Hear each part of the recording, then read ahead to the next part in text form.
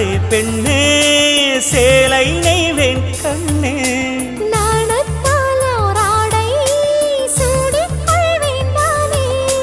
பாயாகும் அடி சொல்லாதே பஞ்சண புதையல் ரகசியமே சாய்ந்தாடும் சங்கில் துளி பட்டாலும் முத்தாகிடும் முத்துண்டே செம்பூவே பூவே உன் மேகம் நான் வந்தால் ஒரு வழியுண்டோ